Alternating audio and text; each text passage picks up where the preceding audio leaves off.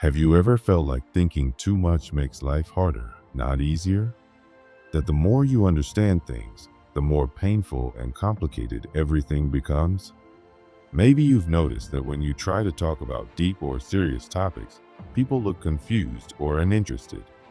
They'd rather talk about the latest TV show or scroll through their phones. You might feel like you're not like everyone else, like you're out of place in a world that doesn't care about the same things you do. If you've ever felt this way, you're not alone. And no, you're not imagining it. There's something many people don't talk about. Intelligence comes with a cost. It's not always a blessing. In fact, some great thinkers believed it can actually be a curse. One of them was Arthur Schopenhauer, a German philosopher known for his very dark and honest views on life. He believed that being smart or deeply aware doesn't make life better. It makes it harder. According to him, people who think more, feel more, and notice more often end up suffering more. They see things others don't, and that makes them feel distant and alone. Schopenhauer believed that when you understand life too deeply, you become separated from the world around you. Most people are happy with simple things, routine, entertainment, casual conversations. They don't want to think too hard or question their beliefs. But intelligent people do. They can't help but wonder why things are the way they are. They notice the contradictions in society, the unfairness, the illusions that people live by. And when they try to share these thoughts, they often find that no one wants to hear them. Others might feel uncomfortable, dismissive, or even annoyed. This reaction happens because most people want comfort, not truth. The truth can be scary. It can shake the foundations of someone's life. So instead of thinking deeply, many people choose to distract themselves. They chase pleasure, money, social approval, anything that keeps them from facing the harder questions. And when someone challenges this way of living, they are often pushed away. It's easier for people to reject the message than to change their thinking. Schopenhauer used a powerful image to explain this. He said the human mind is like a boat. Most people sail close to the shore, where the water is shallow and safe. But highly intelligent people drift out into the deep sea, where it's dark, cold, and lonely. While others are relaxing on the beach, enjoying the sun, the thinker is out in the middle of the ocean, facing the vast and terrifying unknown. This deep awareness creates a kind of emotional distance that's hard to bridge. And here's where it gets even more difficult. Intelligence doesn't just help you understand more, it also makes you feel more. If you're highly intelligent, you may feel the pain of others more deeply. You may feel sadness when you see injustice, or frustration when people ignore what's wrong. You may even struggle to enjoy things that others find fun, because you see the emptiness behind them. This sensitivity adds to the sense of isolation. The more you feel, the harder it is to explain your feelings to others who don't share your perspective. As a result, many intelligent people pull back. They learn to stay quiet. They keep their thoughts to themselves. They pretend not to care or try to fit in, not because they want to, but because they realize that being honest only leads to misunderstanding or rejection. Over time, this leads to loneliness. Not just being alone physically, but feeling alone in your mind, even when you're surrounded by people. History has many examples of people who went through this. Socrates, one of the greatest philosophers, was killed because he asked too many difficult questions. Friedrich Nietzsche was dismissed as crazy for his ideas, which were far ahead of his time. Giordano Bruno, who said the universe was infinite, was burned alive for his beliefs. These people didn't suffer because they were wrong. They suffered because they saw things others weren't ready to understand. This leads to one of the most painful parts of being highly intelligent: existential loneliness. Even if you have friends or a family, you might feel like no one truly gets you. You might lie awake at night thinking about life, death, meaning, and purpose, questions others don't even ask. You might wonder why you feel so out of place in a world that seems content with surface-level living. And the truth is, this feeling is very real. Schopenhauer believed that highly intelligent people are less likely to ever feel truly at home in society because their minds are tuned to a different frequency. But there's more. Schopenhauer believed that intelligence doesn't just isolate, it causes pain. Why? Because it brings awareness. And with awareness comes suffering. The more clearly you see the world, the more flaws you notice. You see that life is not fair. You see that people are often selfish, that systems are broken, that happiness is fragile. You understand that much of what people chase, money, fame, relationships, is built on illusions. And once you see through the illusion, you can't go back. It's like waking up from a dream and realizing everyone else is still asleep. You try to wake them, but they don't want to wake up. They like the dream. They feel safe in it. And so you're left awake and alone, watching a world that feels fake, but is treated as real. At this point, a hard question comes up. If intelligence causes pain and ignorance leads to happiness, is it better not to know? Is it better to stay in the dream? Schopenhauer thought maybe it was. He believed that intelligence and happiness are not friends. In fact, they often work against each other. The more you understand, the harder it is to be happy. This is because happiness often depends on not thinking too much. People who don't ask too many questions tend to enjoy life more. They take things as they are. They laugh, love, and move on. They find meaning in simple things. That doesn't mean they're stupid.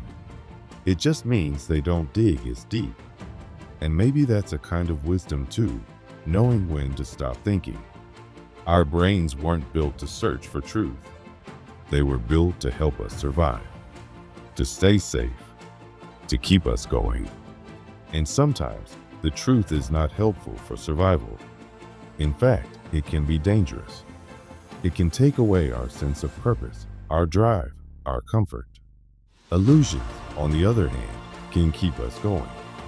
They give us something to believe in, even if it's not entirely true. That's why, in society, the most popular people are often not the deepest thinkers. They are the ones who are fun, confident, and easy to be around.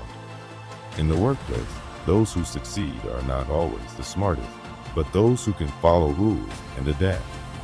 In love, people who don't overthink may have more joy because they live in the moment and don't question every little thing. So what does all of this mean? Does it mean that in order to be happy, you have to stop thinking? That you have to lower your awareness and accept life without questioning it? That's the tragedy that Schopenhauer saw. People who think deeply often suffer, but people who don't think deeply live in a world that isn't real. So the question becomes, would you rather be awake and in pain or asleep and at peace? There's no easy answer, but maybe knowing that you're not the only one who feels this way can help. If you've ever felt that your intelligence makes you lonely, that your thoughts separate you from others, that your desire to understand makes life harder, you're not broken. You're just seeing more than most people can. And that awareness, while painful, is also powerful. It can help you create, question, and grow. It can help you see beauty that others miss. It can guide you toward a deeper, more meaningful life, even if that life is harder. Many people believe that happiness comes from not knowing too much. When you don't think deeply or question things, life seems easier. But what happens to the people who see through the surface, who understand more than others want to see?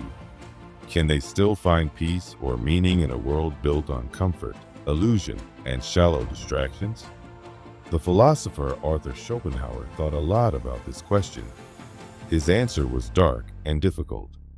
He believed that intelligence often leads to pain, not because knowledge itself hurts, but because the world doesn't like people who see too clearly. It's not just that deep thinkers are lonely, it's that society treats them badly. People don't want to hear hard truths, and they often punish those who speak them. Think about it. When someone comes along and says things that challenge what everyone else believes, they are usually seen as a threat. From ancient times until now, people who think differently have been mocked, rejected, or even attacked. Society has always found ways to silence those who don't fit in. Schopenhauer believed that most people live in a kind of dream. They focus on simple pleasures, success, and fitting in. They follow the rules and rarely ask big questions. But the thinker is different. He sees how shallow and meaningless much of life can be. He questions the rules and the values everyone else accepts.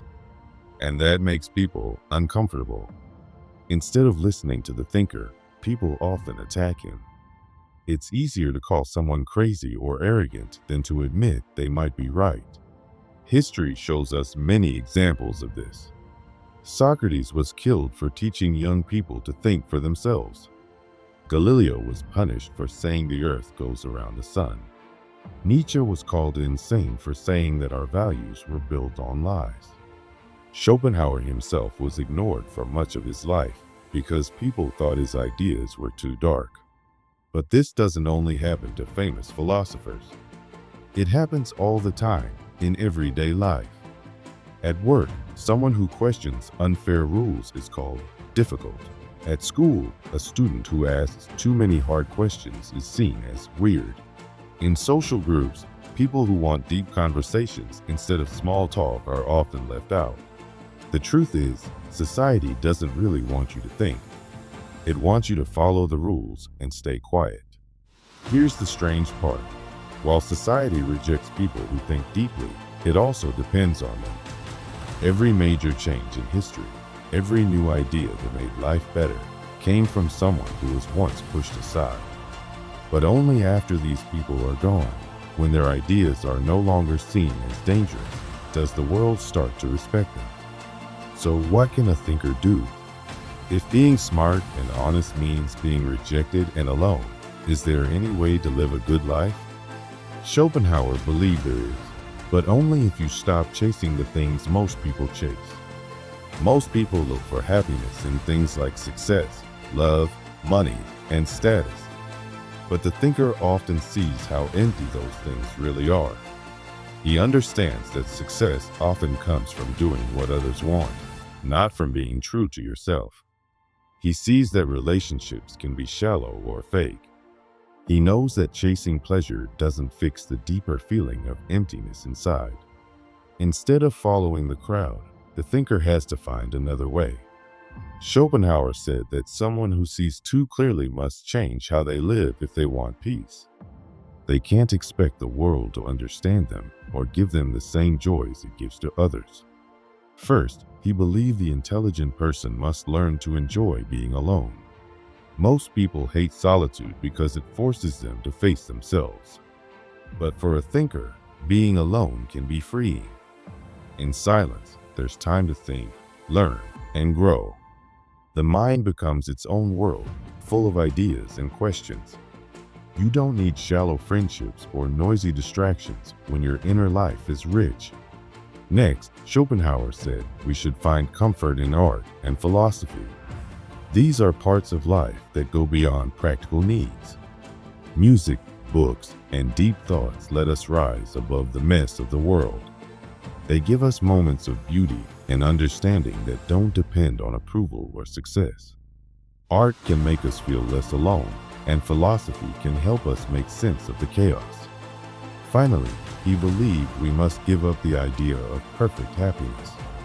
Most people think they will be happy if they just get the right job, partner, or house. But Schopenhauer said that true happiness is a trick the world plays on us. The smarter we are, the more we see that this kind of happiness is impossible. But that doesn't mean life has to be sad. Instead of chasing joy, we can aim for peace. We can reduce our desires, stop expecting too much, and enjoy life as it is, without needing it to be perfect. This way of living might sound cold or lonely, but in some ways, it's the only honest way to live. When you stop expecting the world to make you happy, you stop being disappointed. You stop being angry at people who don't understand you. You stop being hurt by a system that doesn't reward truth. You begin to live on your own terms, free from the constant need for approval. But what happens in the end to someone who follows this path? What becomes of the person who turns away from society's illusions and chooses to live only by what they know is true? Schopenhauer didn't pretend this path was easy. He believed that people who think deeply will always feel like outsiders. They may never be fully understood. But he didn't see this as a tragedy. He saw it as a form of strength. The wise person, he said, should stop trying to fix the world. The world doesn't want to be fixed. Instead, the thinker should become a kind of observer, someone who watches, learns, and understands without being trapped. He should enjoy life quietly, through thought, art, and calm. He should stop needing other people to accept him. But this leads to one last hard question. Is it worth it? If being ignorant means being happy, and being wise means being lonely, why choose wisdom? Wouldn't it be better to live like everyone else and not think too much? Only you can answer that. Some people may choose comfort over truth. That's their right.